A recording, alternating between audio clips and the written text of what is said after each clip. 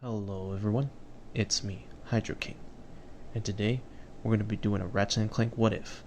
What if Ratchet was a cyborg? Now, in this What If, I'm going to be taking a lot of liberties with this story, as Ratchet, if you don't know who he is a Lombax, and he's fully organic.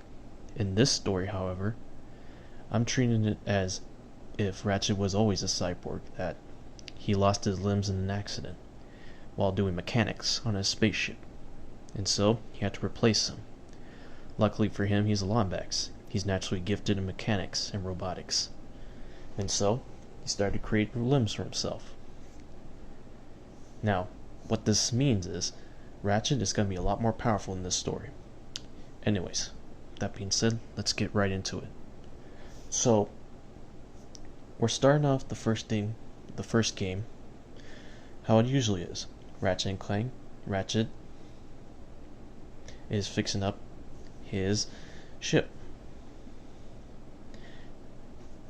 and he taps the little device on his wrist with the voice saying that it is still incomplete, that he still needs parts for it to make the ship work.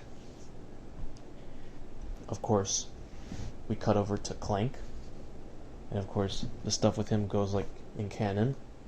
He manages to escape the robot factory, and he would crash land onto planet Velden, Ratchet's homeworld.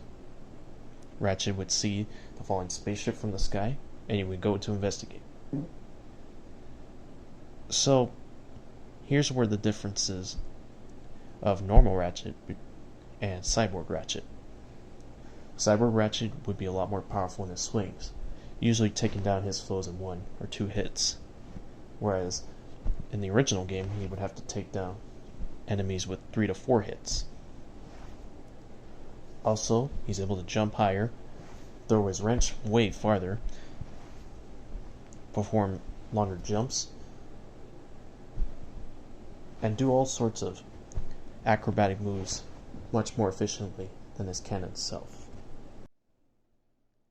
So, in the beginning of the game, you learn how this version of Ratchet controls. Not only that, just like in canon, Ratchet would find his way to Clank and bring him back to his place. As Ratchet is fixing up his ship, Clank begins to speak. Interesting. Ratchet begins to be surprised by this. Yeah, And so, they begin to introduce themselves. And Clank begins to wonder where Captain Quirk is. Ratchet, of course, says that he's off traveling the galaxy and saving everyone.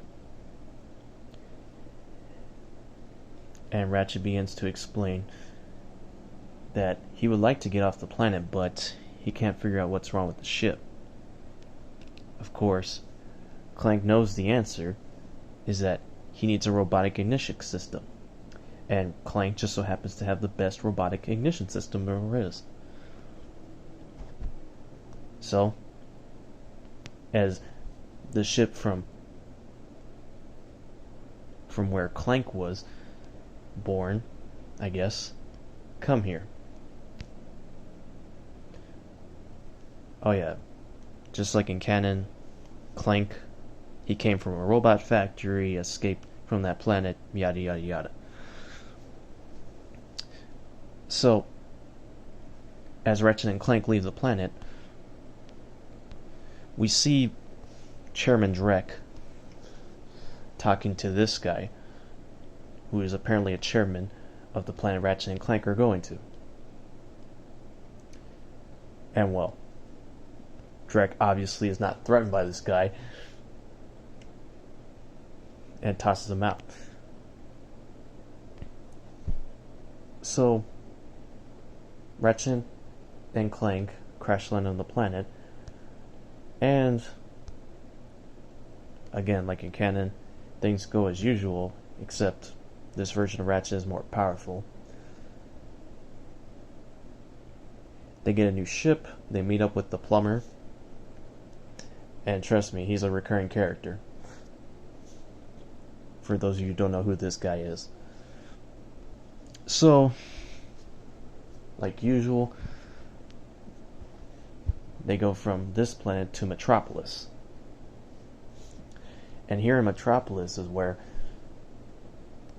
Ratchet gets the slingshot from Helga after completing her course and paying some bolts.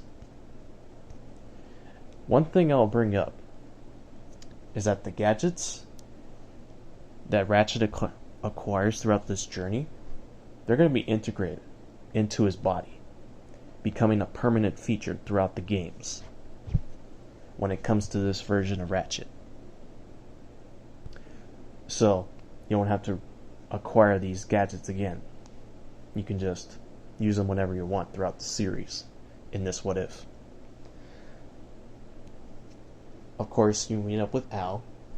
Al gives Clank his upgrades, the Hella Pack. And of course, you learn about more of Drek's plan, the planets he's targeting, and what Captain Quark's been doing.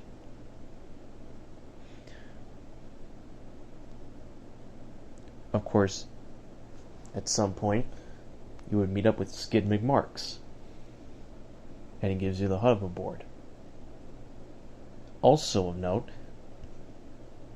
is that when you go to the planet where the hoverboard races are at, you get to meet up with Quark.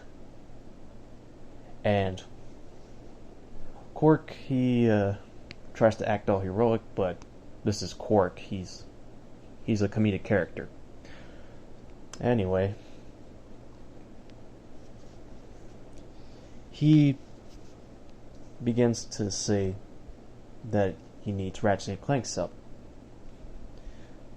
But, like in canon, this is all just set up in order for Quark to betray them. And so, when Ratchet and Clank goes to Quark's planet, or fortress,